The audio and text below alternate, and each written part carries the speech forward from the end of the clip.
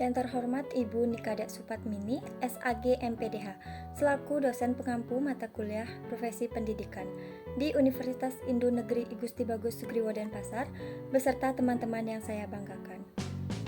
Om Swastiastu. Perkenalkan, nama saya Niputura Sametariani, nomor absen 12. Baik, di sini saya akan mempresentasikan hasil analisis kasus guru yang berjudul Guru Terpukul Karena Hinaan di Media Sosial. Yang pertama, ada masalah. Sebagian besar penghinaan dan kekerasan online terhadap guru disebabkan oleh orang tua dan murid-murid di bawah usia 7 tahun. Guru-guru mengalami trauma dan kehilangan percaya diri akibat serangan-serangan di media sosial, termasuk penghinaan terhadap penampilan, kompetensi, dan seksualitas mereka. Komentar-komentar keji bahkan menyebabkan beberapa guru memutuskan untuk meninggalkan profesi mereka, sementara yang lain menderita dampak negatif pada kesehatan mental mereka. Yang kedua, ada analisis. Pertama, penghinaan dan kekerasan online. Yang kedua, peran orang tua. Yang ketiga, kehilangan percaya diri guru. Keempat, dampak kesehatan mental. Dan yang kelima, perlunya kesadaran dan pendidikan. Yang pertama, penghinaan dan kekerasan online.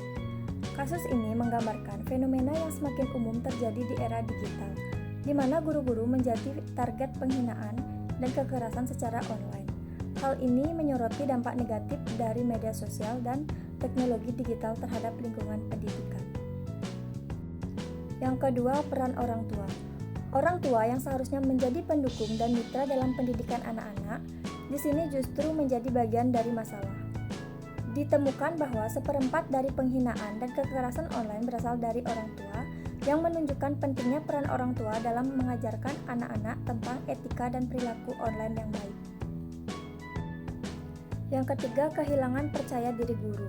Guru-guru yang menjadi korban penghinaan dan kekerasan online mengalami trauma dan kehilangan percaya diri.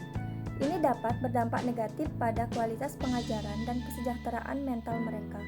Komentar-komentar negatif dari murid-murid bahkan dapat mendorong beberapa guru untuk meninggalkan profesi mereka.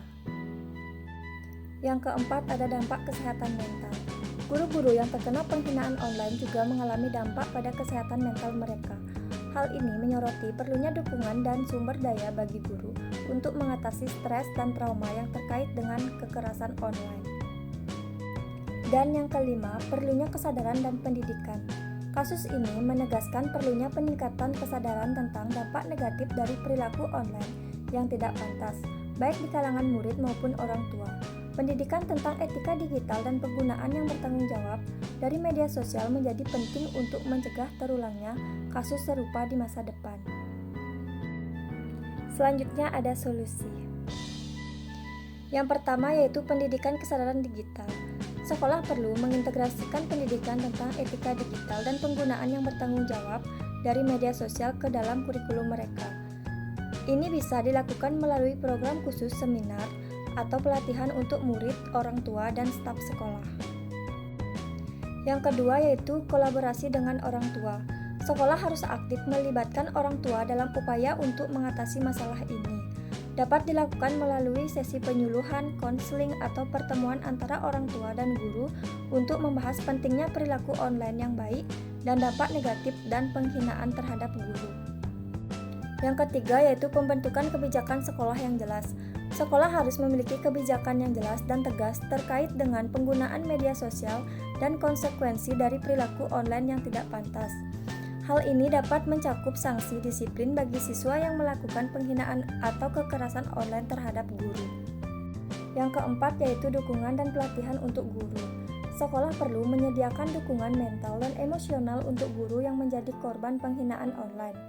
Pelatihan tentang manajemen stres, penanganan konflik, dan keterampilan komunikasi dapat membantu guru mengatasi trauma dan menjaga kesehatan mental mereka. Dan yang kelima, yaitu pengawasan aktif terhadap aktivitas online.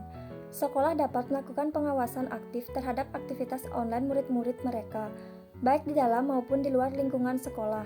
Ini dapat dilakukan melalui kerjasama dengan orang tua dan penggunaan perangkat lunak pemantauan yang sesuai. Dan yang keenam, yaitu pengembangan budaya sekolah yang positif. Membangun budaya sekolah yang inklusif, saling menghormati, dan mendukung dapat membantu mencegah terjadinya penghinaan dan kekerasan online. Sekolah harus mempromosikan nilai-nilai seperti empati, kesetaraan, dan penghargaan terhadap perbedaan.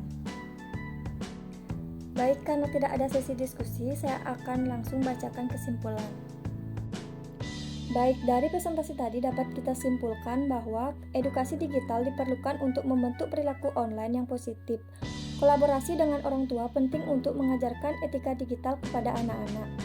Kebijakan sekolah yang tegas dan dukungan terhadap guru diperlukan. Pengawasan aktif terhadap aktivitas online murid sangat penting. Budaya sekolah yang inklusif perlu dibangun untuk mencegah kekerasan online. Kesepian tanpa kekasih. Cukup sekian dan terima kasih.